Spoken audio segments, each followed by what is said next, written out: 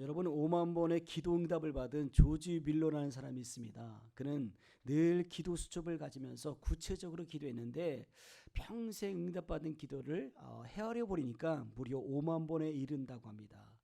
아마 많은 사람들이 5만 번의 기도 응답을 받았다면 이 사람은 뭔가 처음부터 특별했을 것이다. 아니면 하나님과 늘 동행하는 사람이었을 것이다.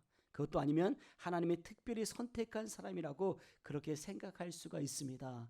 하지만 그의 삶은 그리 넉넉하거나 아니면 평탄하지는 않았습니다.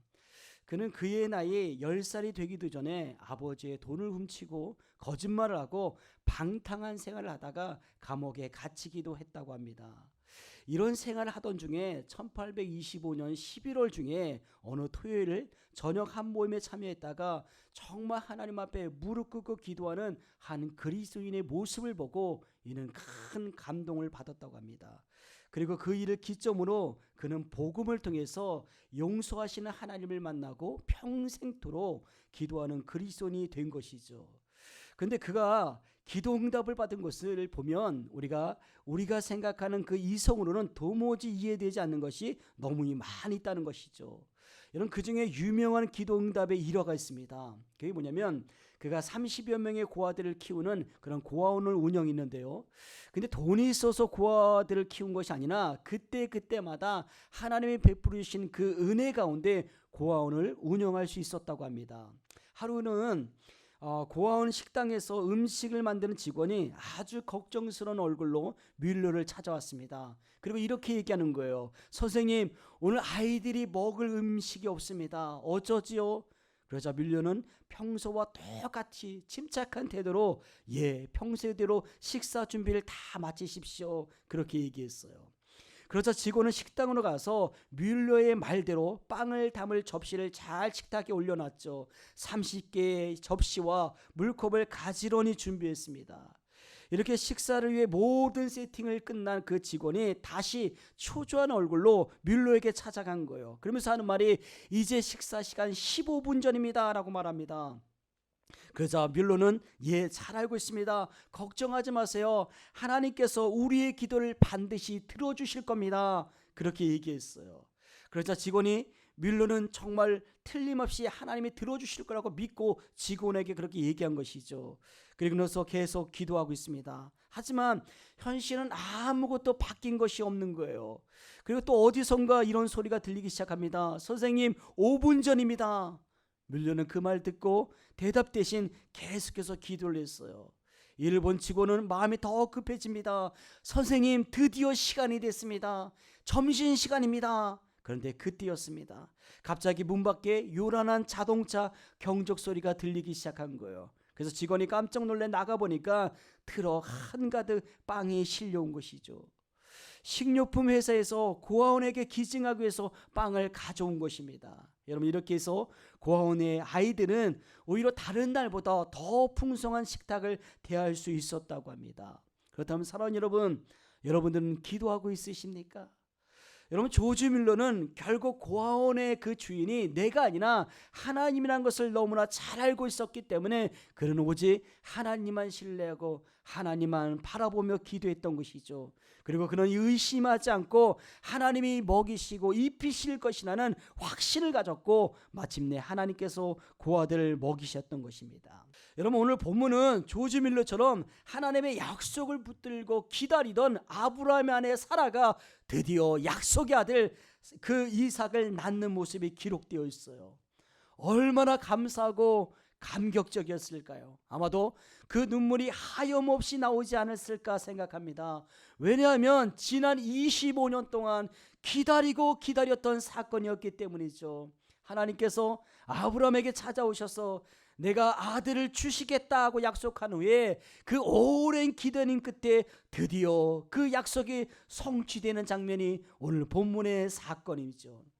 우리가 같이 읽었던 본문은 이렇게 시작합니다. 1절에 보면 여호와께서 말씀하신 대로 사라를 돌보셨고 여호와께서 말씀하신 대로 행하셨다, 그렇게 말씀하고 있어요.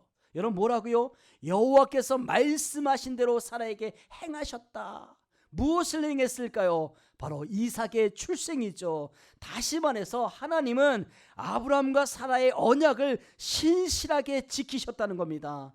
또 계속해서 2절에 보면 사라가 임신하고 하나님이 말씀하신 시기가 되어 노년의 아브라함에게 아들을 낳으니, 사라가 마침내 임신하고 아들을 낳았다. 근데 여러분, 우리가 1절과 2절 말씀에 보면요, 계속해서 반복되는 단어가 있어요. 그게 뭘까요? 하나님이 말씀하신 대로, 말씀하신 대로. 그렇습니다. 말씀하신 대로 사라를 돌보셨고, 말씀하신 대로 행하셨고, 말씀하신 대로 아들을 낳았다는 겁니다. 그렇다면 사랑하는 여러분, 하나님께서 저와 여러분의 인생 가운데도 말씀하신 대로 돌보시고, 말씀하신 대로 행하시고, 말씀하신 대로 기적을 경험하는 저와 여러분들이 다 되길 주의 이름으로 축원합니다. 계속해서 3절 한번 볼까요? 같이 한번 읽습니다. 시작. 하나님, 아브라함이 그에게 태어난 아들 곧 사라가 자기에게 낳은 아들을 이름하여 이삭이라 하였고. 아멘. 자, 아들을 낳았는데 그 이름을 뭐라고요? 이삭이라고 지었다는 거예요. 여러분, 이삭의 뜻이 뭐예요? 웃음이란 뜻을 갖고 있죠. 왜 이삭이라고 지었을까요? 그것은 하나님이 말씀하실 때 이 아브라함과 사라가 웃었기 때문입니다. 근데 놀라운 것은 자식이 없어서 미래의 소망이 없었던 이 아브라함과 사라의 가정에 하나님이 다시 웃음을 되찾아 주셨다는 거예요. 계속해서 4절에 보면 그 아들 이삭이 난 지 8일 만에 그가 하나님이 명령하신 대로 할례를 행하였더라. 여러분, 이삭이 난 지 8일 만에 아브라함이 하나님의 명령대로 무엇을 행했다고요? 할례를 행했다는 거예요. 할례가 뭡니까? 할례는 하나님의 사람이라는 거예요. 구별된 백성이라는 뜻이죠.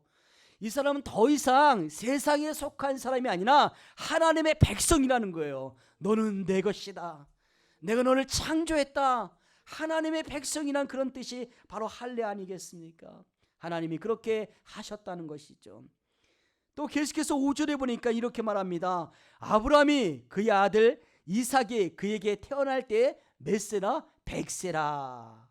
여러분, 아브라함이 이삭을 낳을 때 100세다라고 기록하고 있어요. 이 말은 여러분, 도저히 인간적인 방법으로 낳을 수 없는 그 마지막 선, 마지막 나이가 100세 아닙니까?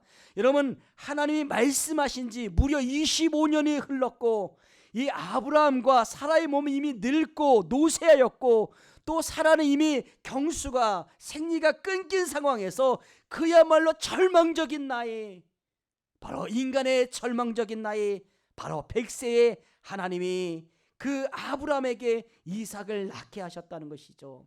사랑하는 여러분, 여기에 하나님의 신실하심이 보이십니까? 여러분, 우리가 하나님의 속성을 얘기할 때 하나님이 뭐라고 얘기하냐면 하나님은 전지전능하시다라고 그렇게 얘기합니다. 이 말은 뭐냐면 하나님은 뭐든지 다 알고 계시고 또 뭐든지 다 할 수 있다는 거예요. 그래서 하나님을 전지전능하시다. 또 하나님의 속성 가운데 또 하나가 뭐냐면 하나님은 신실하신 거예요. 여러분, 이 말은 뭐냐면 하나님은 거짓이 없으시고 하나님이 약속하면 반드시 지키시고 반드시 이루시는 그런 하나님이란 뜻이죠. 하나님이 비록 아브라함과 사라의 약속을 지키는 데 있어서 이 아브라함과 사라의 때에 그 시간에 된 것은 아닐지 모릅니다. 하지만 분명한 것은 아브라함과 사라보다 더 잘하시는 하나님께서 그 가정에 가장 완벽한 시간에 가장 좋은 시간에 이삭을 낳게 하셨다는 거예요. 믿으십니까? 시편 126편 3절은 이렇게 얘기하죠. 여호와께서 우리를 위하여 큰 일을 행하셨으니 우리는 기쁘도다. 할렐루야. 그렇습니다. 아브라함과 사라에게 큰 일을 행하신 하나님께서 저와 여러분들에게도 큰 일을 행하시게 될 줄 믿으시기 바랍니다. 여러분, 우리의 가정이 회복되고 우리의 자녀들이 잘 되고 우리의 비즈니스가 일어나고 소망하고 고대하고 기대했던 모든 일들이 주님 안에서 다 이루어지는 놀라운 큰 역사가 이루어지길 주의 이름으로 축원합니다. 이 놀라우신 하나님의 사건을 경험한 사라는 기쁨을 감추지 못하고 웃음을 짓기 시작합니다. 6절에 보니까 사라가 이르되 하나님이 나를 웃게 하셨다. 하나님이 나를 웃게 하셨다. 또 듣는 자가 다 나와 함께 웃으리라, 이렇게 얘기하고 있어요. 여러분, 지금 사라가 이렇게 얘기하는 거예요. 아니, 하나님 정말 내 입에서 웃음을 되찾게 만드시네요. 그리고 내 주변에 있는 모든 자가 나와 함께 기쁨의 웃음을 찾게 하시니 감사합니다. 하나님의 은혜입니다. 하나님이 아니고는 할 수 없습니다. 아무 소망이 없고, 내겐 아무 능력도 없고, 아무 가진 것도 없고, 아무 믿음도 없지만 하나님이 다 이루셨습니다. 하나님이 마침내 하셨습니다. 아마도 그의 눈물은 기쁨의 눈물이었을 겁니다. 여러분, 사실 이번에 그 사라가 웃는 것이 첫 번째가 아니죠. 두 번째 웃음이었어요. 여러분, 그렇다면 첫 번째 웃음은 언제였어요? 내가 너희에게 약속한 그 아들을 반드시 주겠다, 그렇게 말씀할 때 아브라함이 웃었고 사라가 속으로 웃기 시작합니다. 여러분, 창세기 18장 12절에 보시면 사라가 속으로 웃고 이르되 내가 노쇠하였고 내 주인도 늙었으니 내게 무슨 즐거움이 있으리요, 내게 무슨 낙이 있으리요, 내가 무슨 소망으로 살 수 있겠느냐, 그거죠. 그러자 하나님께서 무엇라고 말씀해요? 계속해서 창세기 18장 14절에 보면 여호와께 능하지 못한 일이 있겠느냐. 할렐루야. 여러분, 하나님이 능하지 못한 일이 있겠습니까? 하나님은 전지전능하신 하나님이라고 그랬잖아요. 뭐든지 할 수 있는 하나님, 뭐든지 능히 할 수 있는 하나님이라는 거예요. 아무리 인간이 보기에 무너지고 할 수 없고 환경이 우리 마음을 무너지게 할지라도 하나님은 하실 수 있습니다. 그러면서 하시는 말씀이 기한이 이를 때 내가 내게로 돌아오리니 사라에게 아들이 있으리라. 내가 아무리 늙고 노쇠하여도 사라의 몸이 예전과 같지 않고 생리가 끊겨지고, 아니 모든 사람이 안 된다고, 불가능하다고 그렇게 판단하고 그렇게 좌절하는 그 상황에도 하나님께 능하지 못할 일이 없다는 거예요. 그때 사라가 웃었어요. 근데 여러분, 그때의 웃음은 어떤 웃음이었어요? 불신에 가득한 웃음이었어요. 설마 정말 할 수 있을까? 하나님을 제안하는 웃음이었습니다. 회의적인 웃음이었어요. 에이, 하나님도 참 웃기시네. 어떻게 내게 그런 일이 있을 수 있어? 아니, 내 나이가 얼만데 망측하지. 어떻게 이런 일이 있을 수 있어? 하나님 참 웃기시네. 하지만 여러분, 오늘 본문에 나오는 사라의 웃음은 그때와의 웃음과는 너무나 달랐다는 거예요. 여러분, 그것은 더 이상 불신앙적인 웃음, 회의적인 웃음이 아니었습니다. 확신에 찬 기쁨과 감격적인 웃음, 그 웃음이 바로 사라의 입술에서 터져 나온 거예요.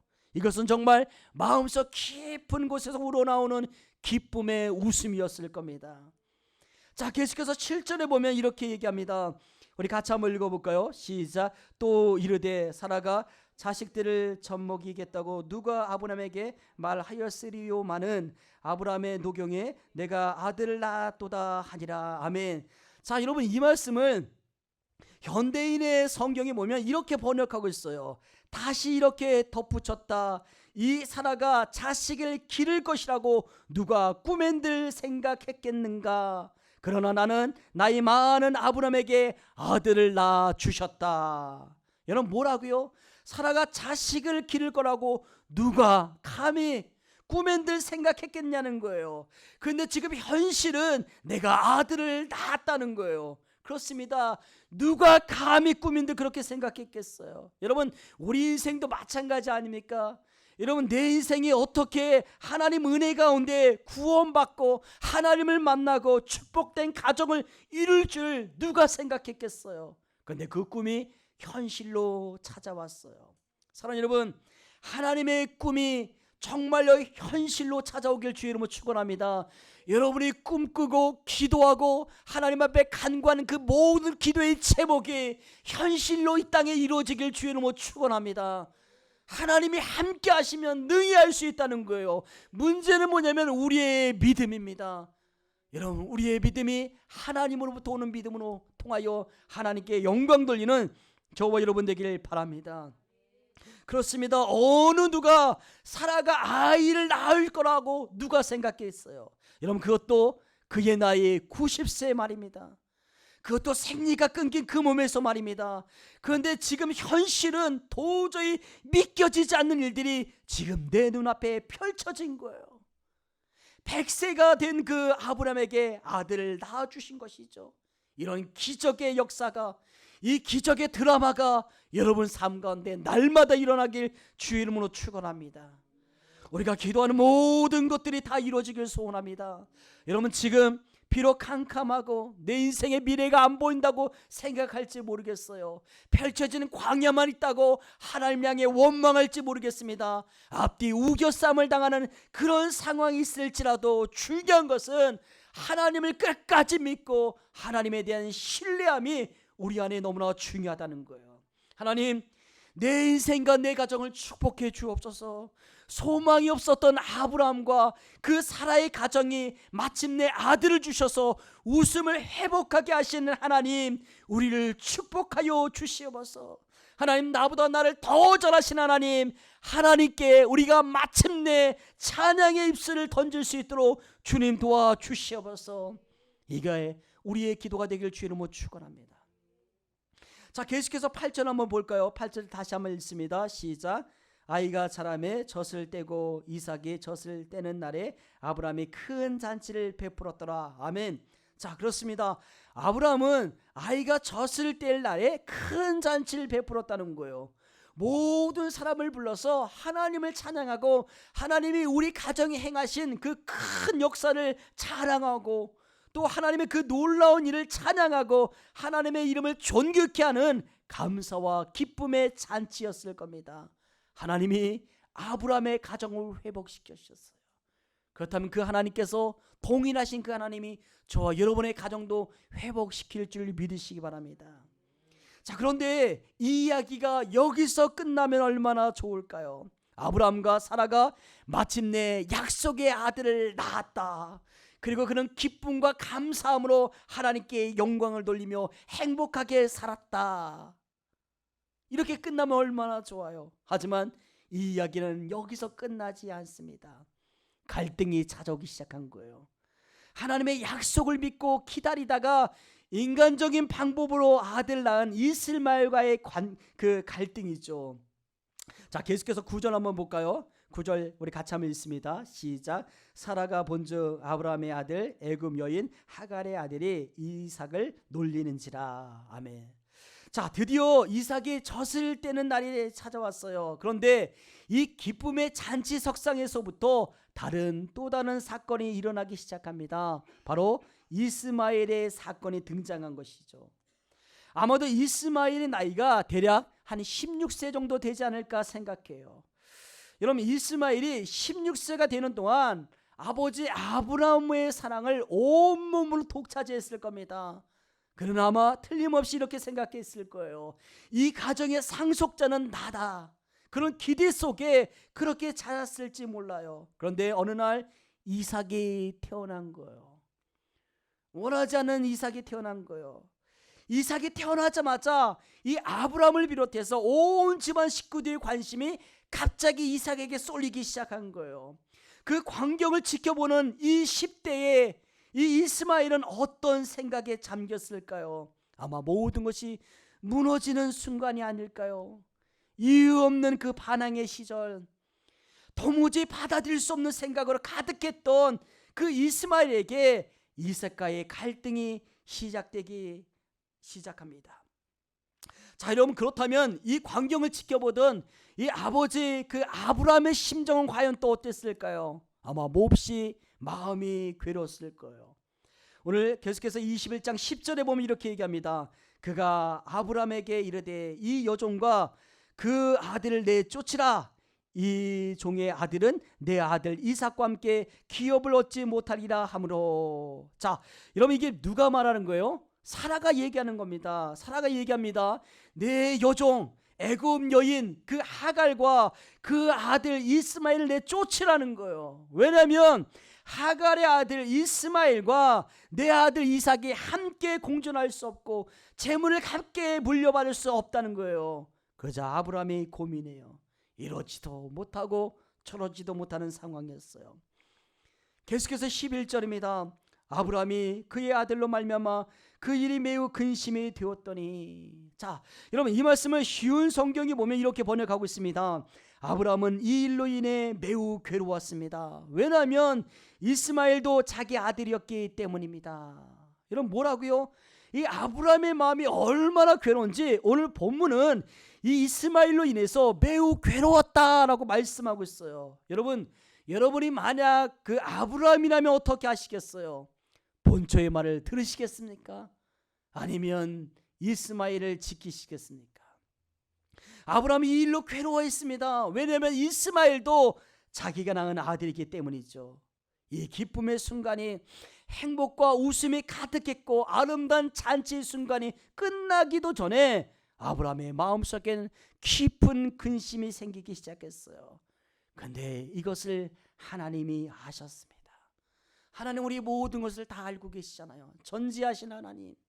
그 하나님이 그 아브라함의 깊은 고민을 아셨어요. 그리고 하나님이 이렇게 말씀합니다. 계속해서 12절 같이 한번 읽습니다. 시작.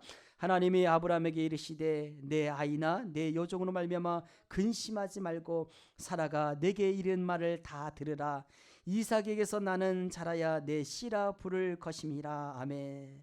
자, 하나님이 뭐라고 얘기해요? 사라가 내게 이른 말을 다 들으라는 거예요. 그렇다면 여러분, 사라가 뭐라고 얘기합니까?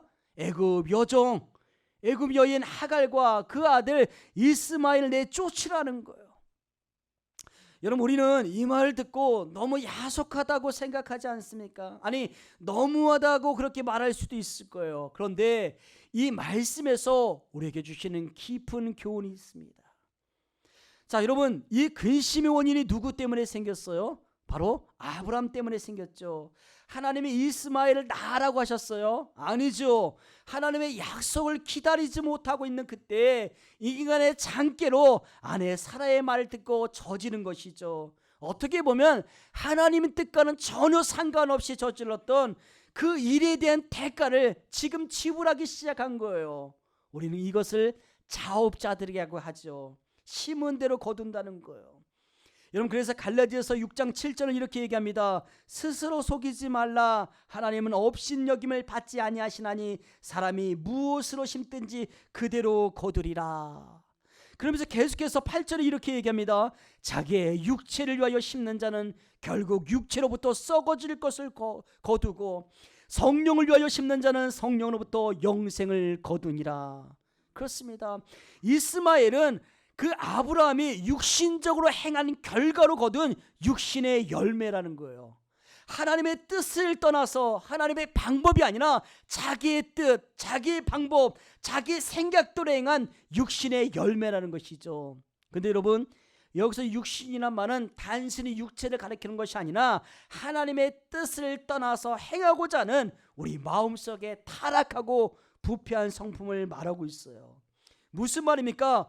우리가 예수 그리스도를 우리의 구주와 주님으로 영접할 때 우리 마음속에는 하나님의 생명, 영원한 생명을 선물로 받게 되어 있어요. 그리고 그 일로 인해서 우리 안에 성령이 계시기 시작합니다. 여러분, 믿으십니까?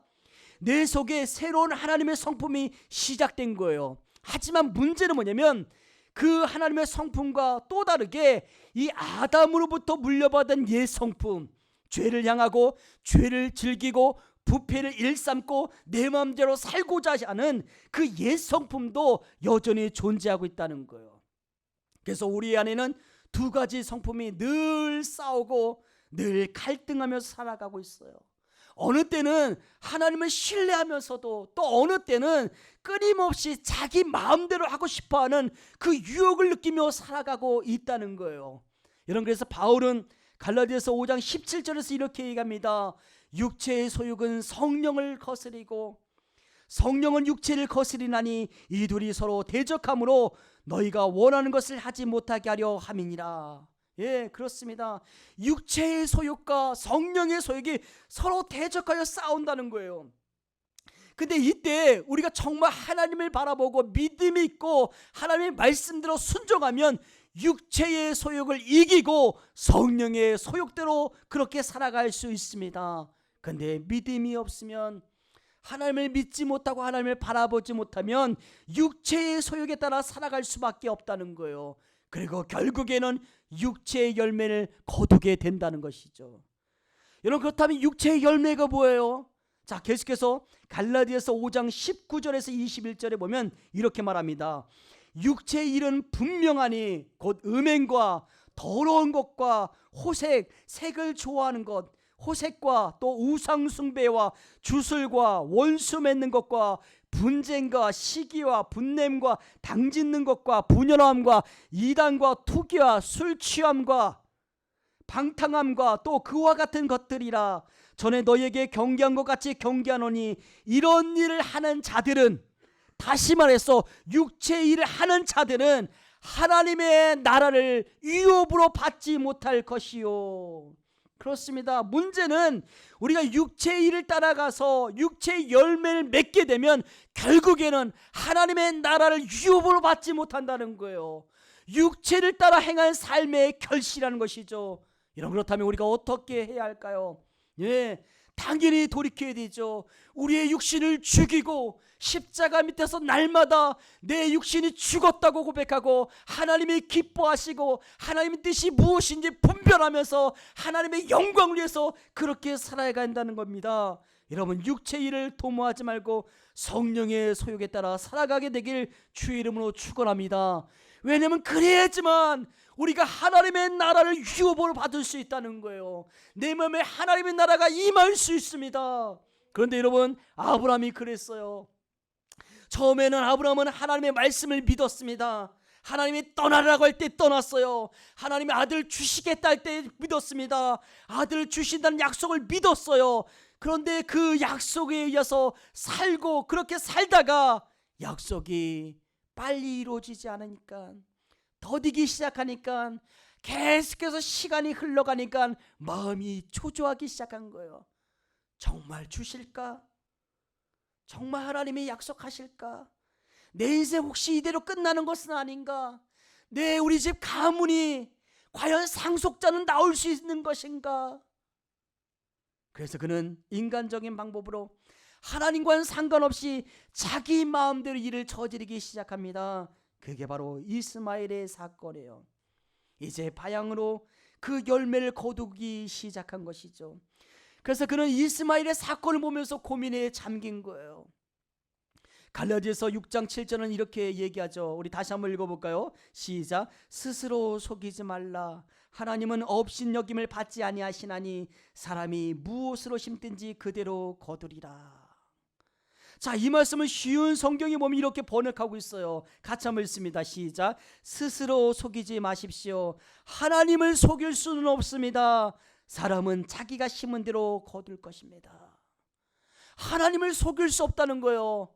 내가 하나님의 영광을 위해 산다고 얘기하지만 내 육신을 대로, 내 육신의 소욕대로 살아온 내 마음을 누구보다도 하나님은 잘 알고 있다는 것이죠. 그렇습니다. 여러분, 그렇다면 여러분들은 무엇을 심고 계십니까? 그게 육신입니까? 아니면 성령입니까? 육신의 소욕을 거스리고 성령의 소욕에 따라 살아가게 되길 주의 이름으로 축원합니다. 이제 말씀을 마치려고 합니다. 저는 이 사건을 보면서 우리에게 주시는 교훈이 있다면 그것은 하나님의 신실하심을 상징하는 이삭과 아브라함의 불완전함을 상징하는 이스마엘이 아닌가 생각합니다. 다시 말해서 하나님의 신실하심을 대표하는 이삭의 모습이 마치 성령을 따라가는 삶의 모습이라면, 하나님의 신실하심을 믿지 못하고 내 마음대로 살아간 이 아브라함의 불완전한 육신의 모습이 바로 이스마엘로 대조적으로 우리에게 보여주고 있다고 생각해요. 여러분, 그렇다면 여러분들은 누구의 삶을 따라 사시겠습니까? 그게 이삭입니까? 아니면 이스마엘입니까?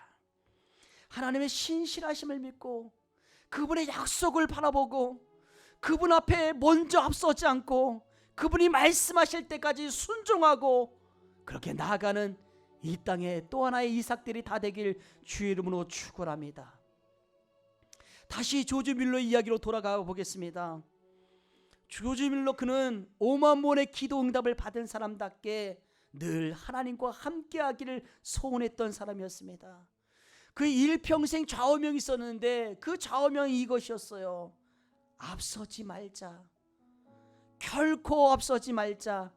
하나님보다, 기도보다, 성령보다 앞서지 말자.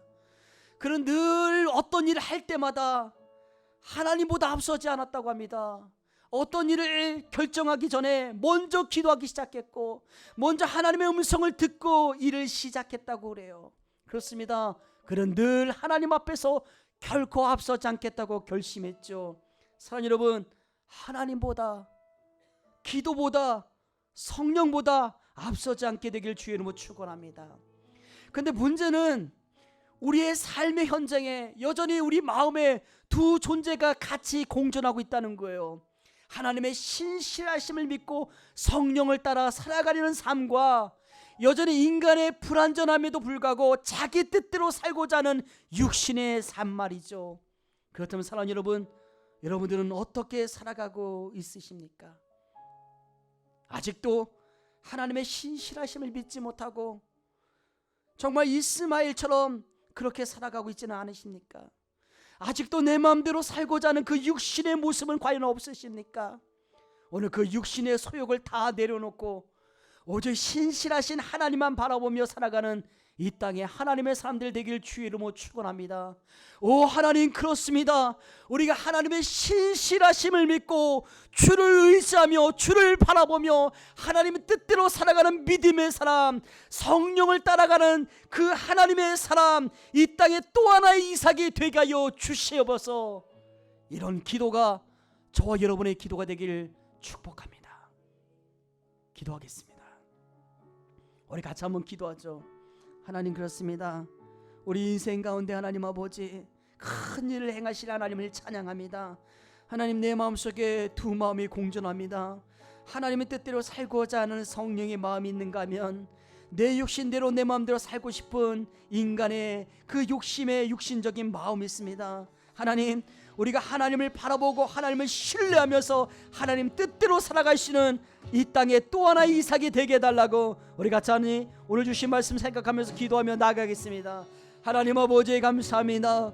오늘 우리에게 주시는 하나님의 말씀을 통하여 하나님 기도하며 나갑니다. 하나님, 우리가 이 땅에 또 하나의 아버지 이삭이 되기를 원합니다. 내 뜻대로 내 마음대로 사는 것이 아니라 하나님의 말씀 가운데 하나님의 뜻 가운데 살아가시는 주의 백성들 되게 하여 주시옵소서. 하나님, 우리를 향하여 큰 일을 행하시고 하나님의 영광을 위해 아버지 쓰임받는 하나님의 사람들 다 되게 하여 주시옵소서. 하나님 감사합니다. 오늘 주께서 함께하여 주시고 주의 능력으로 주의 뜻 가운데 충만함을 허락하여 주시옵소서. 역사하여 주시옵소서. 할렐루야 할렐루야 감사합니다. 하나님 감사합니다. 하나님 아버지 나여 주시옵소서. 아버지, 내 육신의 소욕을 날마다 십자가 밑에 죽이게 하시고 오직 성령의 소욕에 따라 살아가시는 하나님 역사여 주옵소서. 하나님 아버지, 우리를 향하신 하나님의 큰 뜻을 발견하게 하시고 하나님 큰 아버지 하나님의 역사를 바라보시는 저희들 되길 원하고 기도합니다. 하나님 믿고 구하는 것은 받은 줄로 믿기라 말씀하신 주님, 우리가 하나님의 마음속에 하나님이 이루어놓으신 놀라운 하나님의 그림을